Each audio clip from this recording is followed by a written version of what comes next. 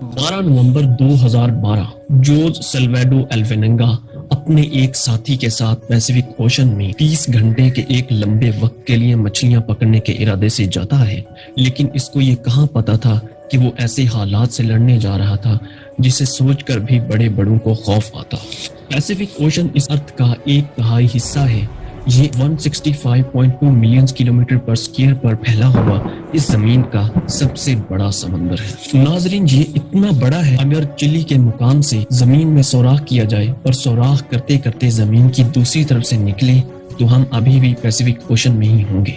میریانا trench دنیا کا سب سے گہرا سمندری حصہ ہے جو کہ 11 کلومیٹر گہرا ہے، وہ بھی اسی سمندر میں ہے۔ اس سمندر میں صرف کچھ ہی گنے چنے آئی لینڈ ہیں جو اس عالی شان سمندر میں ایک ڈاٹ کی طرح دکھائی دیتے ہیں، اور ان آئی لینڈ میں زیادہ آئی لینڈ وہ ہیں جن پر انسانوں نے رہنا ہی نہیں چاہا۔ کل ملا کے بات کی جائے، اگر کوئی انسان اس میں گم ہو جائے تو اس کا ملنا تو بس پھر ہمیں پیدا کرنے والے کے ہاتھ میں۔ لیکن آج میں آپ کو ایک ایسے شخص کے بارے میں بتاؤں گا جو اسی سمندر میں 438 دن تک گم رہا، وہ بھی بغیر کسی خوراک اور پانی کے۔ اس نے انجانے میں ایک ایسا ریکارڈ بنا دیا تھا جسے دنیا کا بڑے سے بڑا ایڈونچر بھی توڑنے کی نہیں سوچے گا۔ کیا آپ سوچو گے؟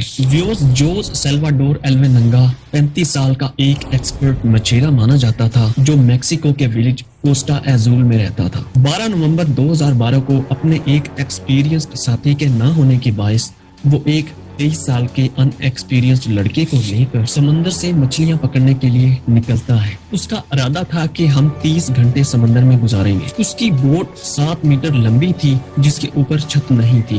اس میں انجن تھا جو 5 دنوں سے چلے آ رہے ایک طوفان سے کچھ تھوڑا بہت ڈیمیج ہو چکا تھا۔ اس بوٹ میں ایک مچھلیاں سٹور کرنے والی چھوٹی سی فریج تھی۔ وہ دونوں مچھلیاں پکڑنے کے لیے اپنے گاؤں سے 121 کلومیٹر دور گئے۔ وہاں معمول کا کام کرنے کے بعد 500 کلو گرام مچھلی پکڑی، جس میں بہت ساری مچھلی انہوں نے بوٹ پر ایسے ہی پھینک دی کیونکہ موسم بہت خراب ہو چکا تھا۔ جب انہیں طوفان کی بنتی لہروں کا خدشہ ہوا تو واپس گاؤں کے کنارے تیزی سے سفر کرنے لگے۔ وہ سمندر کے طوفان سے بچ کر بہت آگے نکل آئے تھے کہ جب بوٹ کا انجن خراب ہو گیا۔ ابھی ساحل سمندر کا کنارہ تو 20 کلومیٹر دور تھا، لیکن اتنی ٹینشن کی بات نہیں تھی کیونکہ ان کی باس سے ریڈیو پر رابطہ ہوا جس سے انہوں نے مدد مانگ لی۔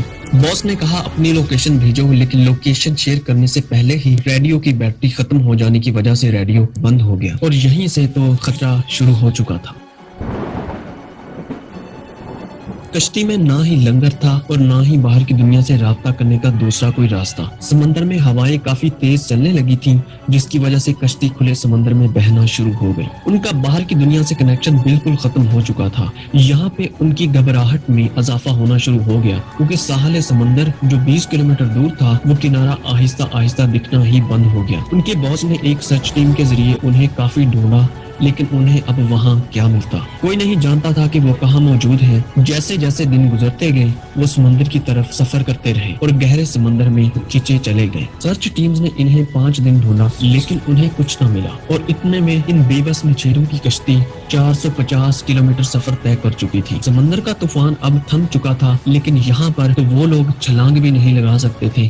انہیں پتا تھا کہ ان کی بوٹ اتنی چھوٹی ہے کہ دور سے دکھے گی نہیں۔ ان کے پاس نہ تو فلیئر گن تھی اور نہ ہی دھواں کرنے کا سامان جس سے وہ میلوں دور کسی کو سگنل بھیج سکے، اور پچھلے کچھ طوفانوں کو جھیلتے جھیلتے ان کی بوٹ میں ضرورت کی ہر چیز موجود نہ تھی۔ دن ہفتوں میں بدلتے گئے اور وہ لوگ اپنے ننگے ہاتھوں سے ٹرٹلز، جیلی فش اور ان پرندوں کو کھاتے رہے جو ان کی بوٹ پر آ کے بیٹھتے۔ پانی پینے کے لیے ان کے پاس کچھ نہ تھا، اور سمندری پانی سے چونکہ موت ہو جاتی ہے تو وہ لوگ سمندر کے پانی میں تیرتی ہوئی بوٹلز اور ایسی کچھ پلاسٹک کی چیزیں پکڑنے میں کامیاب ہو گئے اور بارش کا پانی پیتے تھے، اور جب بارش نہیں ہوتی تو وہ پکڑے ہوئے شکار کا خون پیتے۔ جب انہیں سمندر میں 4 مہینے ہو گئے تھے تو جوز کے ساتھی نے سوسائڈ کر لی۔ جوز نے اپنی بک میں لکھا کہ وہ لوگ بہت زیادہ مینٹلی ٹارچر ہو چکے تھے کہ اس کے ساتھی کوروڈوبا اپنی ساری امیدیں ہار چکا تھا۔ وہ ایسی چیزیں کھانے سے بیمار پڑ گیا تھا اور مرنے سے پہلے اس نے یہ سب کھانا بند کر دیا تھا اور مجھ سے وعدہ لیا کہ میرے مرنے کے بعد مجھے تم کھاؤ گے نہیں۔ پھر میں نے اسے 6 دن بوٹ میں پڑا رہنے دیا، اور میں دماغی طور پر اتنا پاگل ہونے لگا تھا کہ میں کئی بار مرے ہوئے کوروڈوبا سے باتیں کرتا رہا، جس کی وجہ سے میں ڈرنے لگ گیا اور میں نے اس کی باڈی سمندر میں پھینک دی۔ ویورز اس کے سفر کو 6 مہینے ہو چکے تھے اور اس نے اس عرصے میں بہت بڑی بڑی بوٹس دیکھی لیکن بہت دور سے، مگر ایک دن ایک بوٹ اسے دکھی جو کافی قریب تھی۔ اس 6 مہینے کے طویل عرصہ کے بعد پہلی بار اس کے دل میں ایک خوشی کا سما تھا۔ اس نے اپنی بوٹ سے کھڑا ہو کر بہت اشارے کیے لیکن اس بڑی بوٹ کو جوز کی بوٹ نہ دکھی۔ آپ یہ امیجن کر کے دیکھیں، اتنے طویل عرصہ کے بعد صرف ایک ہی امید ہو اور وہ بھی چلی جائے تو کیسا لگا ہو۔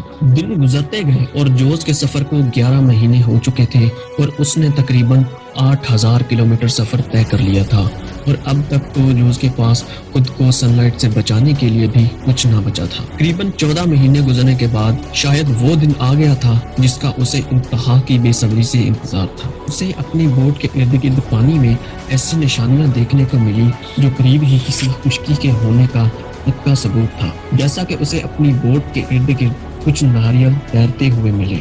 آخر کار اسے ایک جزیرہ دکھا، لیکن جوز کی بوٹ بالکل جزیرے کی سیدھ میں سفر نہیں کر رہی تھی۔ اس نے یہ سوچتے ہوئے بوٹ سے چھلانگ لگا کر تیرنا شروع کیا کہ اس آئی لینڈ کو بھی کہیں وہ کھو نہ دے۔ 438 دن کے بعد یہ پہلی بار تھا جب جوز نے زمین پر پیر رکھا۔ اس جزیرے پر کچھ لوگ آباد تھے۔ یہ آئی لینڈ مارشل آئی لینڈ کا ایک ریموٹ آئی لینڈ تھا جس کو ایبون ایٹول کہا جاتا ہے۔ یہ اس کے گھر سے 11000 کلومیٹر دور تھا۔ اگر یہ آئی لینڈ بھی چھوٹ جاتا تو اسے 5000 کلومیٹر سفر کرنے کے بعد فلپائن کا ساحل ملتا، لیکن گھر پہنچنے کے بعد بھی اس کی مشکلیں ختم نہ ہوئیں، کیونکہ کوروڈوبا کے گھر والوں نے اس پہ کیس کر دیا تھا کہ